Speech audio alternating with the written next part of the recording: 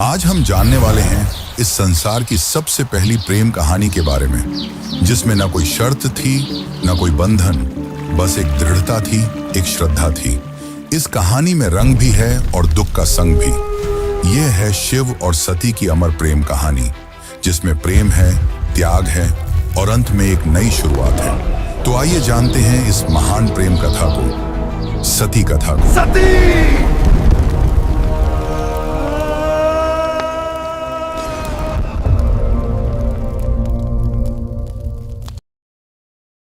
सृष्टि के आरंभिक काल की बात है, जब ब्रह्मा ने अपने मानस पुत्रों को रचा। उन्हीं में से एक थे दक्ष प्रजापति, अत्यंत बुद्धिमान परंतु उतने ही अहंकारी। दक्ष को अपनी योग्यता, अपनी शक्ति और अपने सृष्टिकर्ता के कुल से उत्पन्न होने का बड़ा अभिमान था। उसने वर्षों की तपस्या की और देवताओं से वरदान पाए संतान की प्राप्ति के लिए। उसकी यह तपस्या रंग लाई और उसे एक अत्यंत दिव्य कन्या की प्राप्ति हुई, वही जिसे हम आज देवी सती के नाम से जानते हैं। सती का जन्म किसी साधारण कन्या की भांति नहीं हुआ था। उनका स्वरूप स्वयं शक्ति का अंश था। कहते हैं वह स्वयं आदि शक्ति का अवतार थी। दक्ष को अपनी पुत्री पर गर्व था, लेकिन साथ ही उसके मन में एक अभिलाषा थी कि वह अपनी इस कन्या का विवाह किसी महान देवता, किसी वैभवशाली राजकुमार या किसी प्रतिष्ठित गृहस्थ से करेगा। उसे यह कल्पना भी नहीं थी कि उसकी पुत्री का हृदय वहां बन चुका है, जहां वैभव का कोई मोल नहीं, जहां वैराग्य ही आभूषण है, भगवान शिव। देवी सती बचपन से ही विचित्र स्वभाव की थी। अन्य कन्याओं की तरह ना तो उन्हें श्रृंगार में रुचि थी, ना ही राजसी जीवन की भव्यता में। जब जब वह शिव की चर्चा सुनती, जब किसी आर्षि द्वारा शिव की महिमा का वर्णन होता, उनका हृदय गहरे भावों से भर उठता। शिव जो श्मशानवासी हैं, जो मृग चर्म धारण करते हैं, जो भस्म रमाते हैं और सर्पों को आभूषण की तरह पहनते हैं। आम कन्याओं के लिए यह भय का कारण होता, पर सती के लिए यही शिव उनके अंतर्मन में बस चुके थे। धीरे धीरे यह आकर्षण भक्ति में बदला और भक्ति प्रेम में। अब सती का एक ही लक्ष्य था, शिव को पति रूप में प्राप्त करना। पर यह मार्ग आसान नहीं था। जब दक्ष को सती की इच्छा का आभास हुआ तो वह क्रोधित हो उठा। उसकी आंखों में तो शिव एक जंगल में भटकने वाले योगी मात्र थे।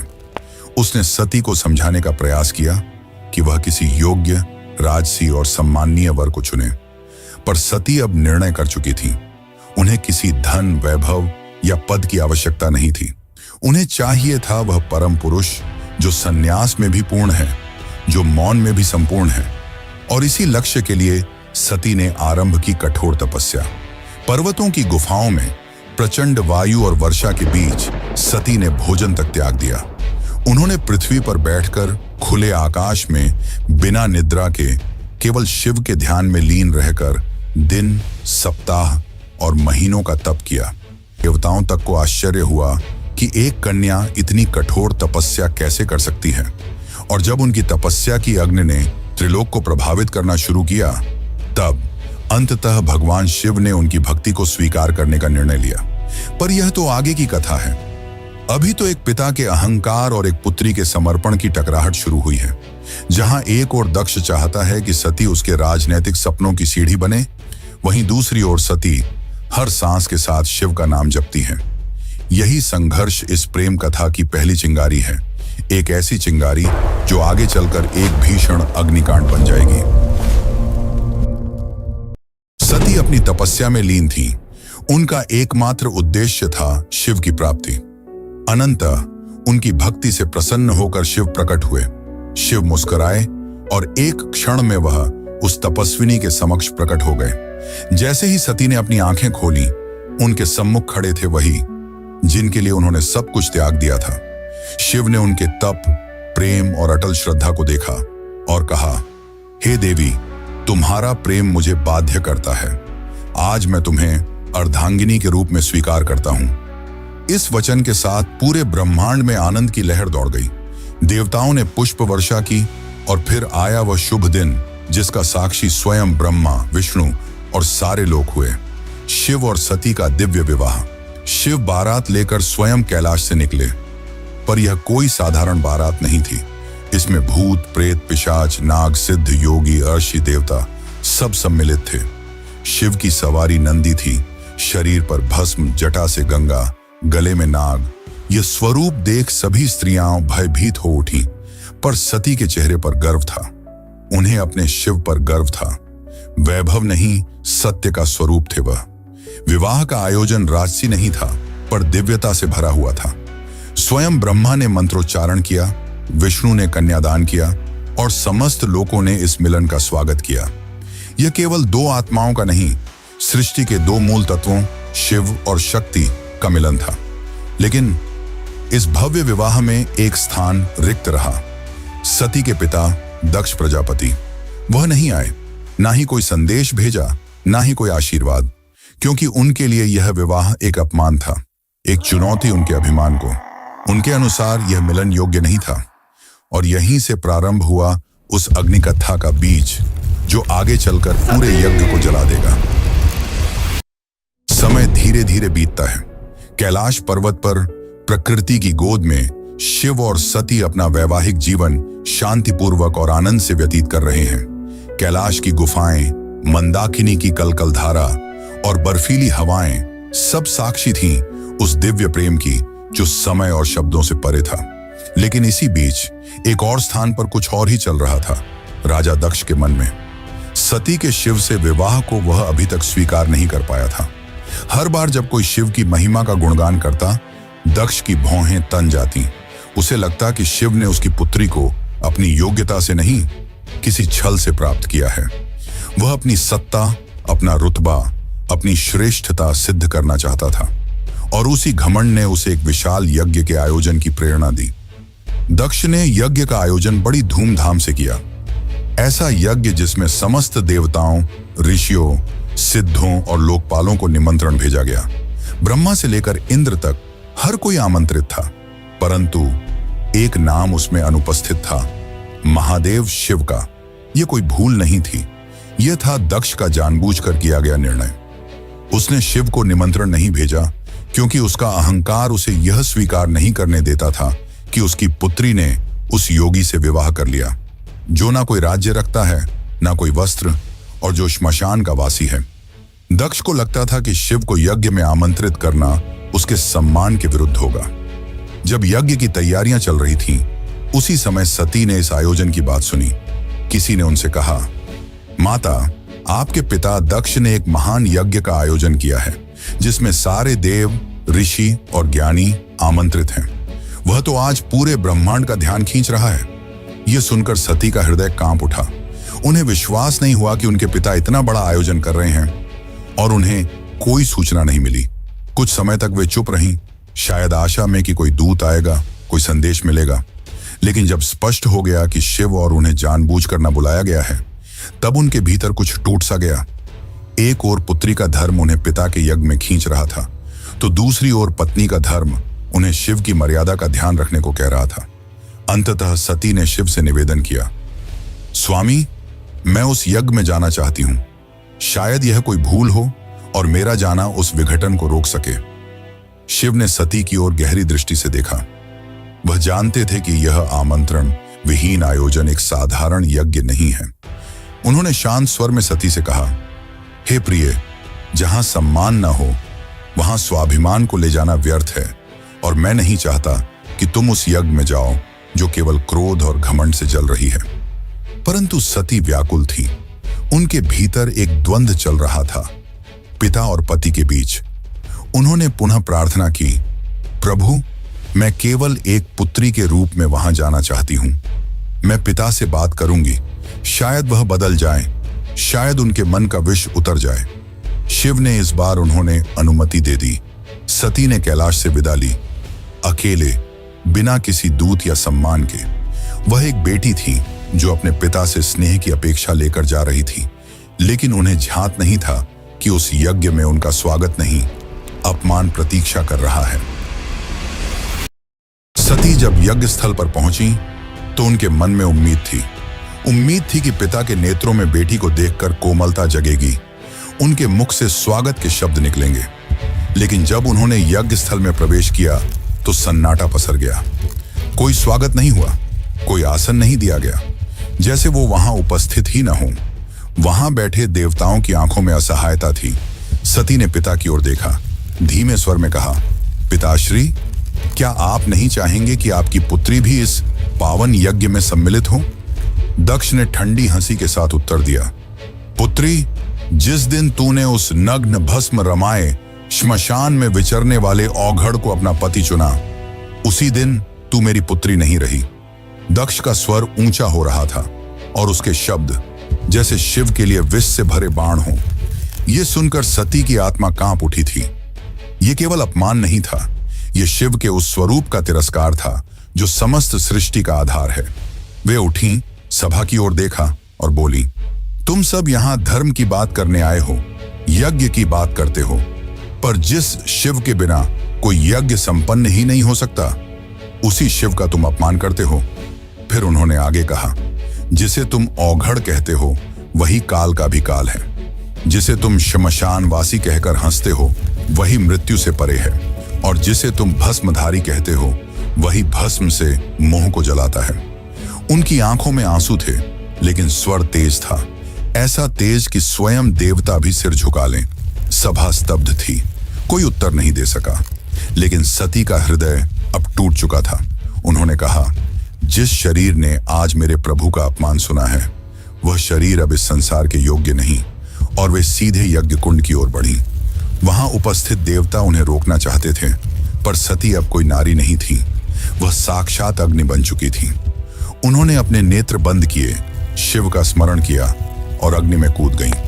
उनके चेहरे पर भय नहीं था, बल्कि एक शांति थी, एक समर्पण था जो पूरे यज्ञ मंडप को झकझोर गई। अब इस यज्ञ की अग्नि से वो तूफान उठने वाला था जो पूरे को तबाह कर सकता था। तो चलिए अब जानते हैं आगे की कथा। लेकिन उससे पहले अगर आपको वीडियो अच्छी लग रही है तो वीडियो को लाइक जरूर करें और कमेंट में लिखें, हर हर महादेव। कैलाश पर शांति थी, पर वह शांति तूफान से पहले की थी। जब भगवान शिव को यह ज्ञात हुआ कि उनकी अर्धांगिनी अग्नि में समर्पित हो गई, तो उनके हृदय में तूफान उमड़ पड़ा। आंखों में वेदना, मन में शून्यता और आत्मा में आग। ये वो शिव थे जिनका क्रोध ही प्रलय कहलाता है। शिव अपनी समाधि से उठे, उनकी जटाएं लहराईं, नेत्र रक्तिम हो उठे और सारा ब्रह्मांड कांप उठा। फिर अपने दोनों हाथों से अपनी जटाएं पकड़ी और उन्हें पृथ्वी पर पटक दिया। उसी क्षण पृथ्वी फटी और उस क्रोध की ज्वाला से प्रकट हुआ एक रूप, भयंकर, तेजस्वी और अजेय, वीरभद्र। वीरभद्र कोई सामान्य योद्धा नहीं था, वह शिव के विकराल रूप का अंश था। उसका शरीर अग्नि सा दीप्यमान था, आंखों में प्रतिशोध की ज्वाला, हाथ में तलवार। उसका प्रकट होना सृष्टि के संतुलन को डगमगाने लगा था। वीरभद्र प्रचंड गति से दक्ष के यज्ञ की ओर बढ़ चला। जिस दिशा में वह चलता, धरती कांपती, आकाश बदलता और देवताओं के हृदय कांप उठते। जैसे ही वीरभद्र यज्ञ स्थल पर पहुंचा, आकाश में अंधकार छा गया और वीरभद्र प्रकट हो चुका था। उसकी उपस्थिति मात्र से यज्ञ की अग्नि थर्रा उठी। वह बिना रुके आगे बढ़ा। पहले यज्ञ वेदी को तोड़ा, फिर वेद पाठ करने वाले ब्राह्मणों को हटाया। उसकी आंखों में एक ही लक्ष्य था, दक्ष। वीरभद्र के सामने कोई नहीं टिक सका। वह अकेला था, परंतु अजेय। उसके प्रत्येक प्रहार में शिव का शाप था और हर गर्जना में सती का विलाप। अंततः वह दक्ष के सामने पहुंचा। दक्ष अब भी अपने अभिमान में डूबा था। वह चिल्लाया, मैं यज्ञ करता हूं, मुझे कोई छू नहीं सकता। वीरभद्र ने उसकी आंखों में देखा और कहा, तू पिता कहलाने योग्य नहीं। आज तुझे उसी अग्नि में भस्म करूंगा जिसमें तूने धर्म का मजाक उड़ाया। और एक ही झटके में वीरभद्र ने अपनी तलवार से दक्ष का सिर धड़ से अलग कर दिया। पूरी सभा में सन्नाटा छा गया। देवता स्तब्ध रह गए। यज्ञ की अग्नि बुझ गई और पृथ्वी पर सिर्फ राख रह गई। वो राख जो अहंकार, अधर्म और अपमान की अंतिम परिणति थी। वीरभद्र शिव की आज्ञा पूरी कर चुका था, पर यह कहानी यही नहीं रुकती। अब आएगा वो क्षण जब शिव स्वयं यज्ञ स्थल पर पहुंचेंगे, सती के शव को उठाएंगे और सृष्टि में संतुलन डगमगाएगा। जब महादेव यज्ञ स्थल पर पहुंचे, उन्होंने सती के जले हुए शरीर को देखा। वह दृश्य ऐसा था जिसने स्वयं काल को रुला दिया। शिव ने धीरे से कंपाते हाथों से अपनी सती को बाहों में उठा लिया। उनकी आंखों से आंसू थे और फिर वह चल पड़े। शिव सती के शव को अपनी गोद में लिए पूरे ब्रह्मांड में भटकने लगे। उस विरह में जो पूरे ब्रह्मांड को भयभीत कर रहा था, ब्रह्मांड असंतुलित होने लगा। देवता भयभीत हो उठे। यदि शिव यूं ही विलाप करते रहे तो सृष्टि का संतुलन टूट जाएगा, प्रलय आ जाएगा। तब सभी देवता भगवान विष्णु के पास पहुंचे और उनसे सृष्टि को बचाने की प्रार्थना की। तब विष्णु ने अपना सुदर्शन चक्र चलाया। जैसे ही सुदर्शन चक्र चला, उसने सती के शरीर को टुकड़ों में विभाजित कर दिया। शिव कुछ क्षणों के लिए रुके पर प्रतिरोध नहीं किया। यह सृष्टि के लिए आवश्यक था। जहां जहां सती के अंग गिरे वहां दिव्य ऊर्जा फैल गई। पृथ्वी के वे स्थान शक्ति से भर उठे और वहीं बने शक्तिपीठ। ये कोई सामान्य स्थल नहीं थे। ये उस अमर प्रेम की गवाही थे जो शिव और सती के बीच था। ये थे वे स्थान जहां स्त्री, शक्ति, प्रेम, बलिदान और भक्ति सब कुछ एक साथ साकार हुए। कुछ स्थानों पर सती की आंखें गिरीं, कहीं उनका हृदय, कहीं उनके केश, तो कहीं उनके चरण, और हर स्थान एक केंद्र बन गया मां शक्ति का, जो हर रूप में पूजनीय हुई। कभी दुर्गा, कभी भैरवी, कभी भवानी। यही वे स्थान हैं जिन्हें आज हम कामाख्या, वैष्णो, ज्वाला, हिंगलाज और तारापीठ जैसे नामों से जानते हैं। इस प्रकार सती के वियोग से जन्मे ये शक्तिपीठ न केवल देवी के अंग हैं, ये उस प्रेम की शाश्वत उपस्थिति है जो आत्मा से आत्मा तक जुड़ता है। शिव अंततः हिमालय लौटे, पर अब वह ध्यान मग्न हो गए। वर्षों तक एक चट्टान की भांति बैठ गए, समाधि में डूबे। ना शब्द, ना गति, ना भावना, बस मौन और सती की स्मृति। काल की धारा आगे बढ़ती है, युग बदल जाते हैं, पर कुछ कहानियां समय की सीमाओं से परे होती हैं, और सती की कथा उन्हीं में से एक है। वह प्रेम जो अग्नि में तपकर शुद्ध हुआ था, वह विरह जो तांडव बन गया था। उस अधूरी यात्रा को अब पूर्ण होना था, पर यह कहानी यहां समाप्त नहीं होती। प्रेम का सफर यहीं पर रुकने वाला नहीं था। जहां अग्नि ने प्रेम का रंग दिखाया था, वहीं से एक नई दास्तान का पैगाम आने वाला था। सती के बलिदान से जो प्रेम जला था, वही आग पार्वती के रूप में फिर फलने वाला था। यह अंत नहीं, यह शुरुआत है। शुरुआत है एक अमर, अनसुनी और अनोखी प्रेम कहानी की। यह शुरुआत है शिव और पार्वती की। यह शुरुआत है एक नए युग की।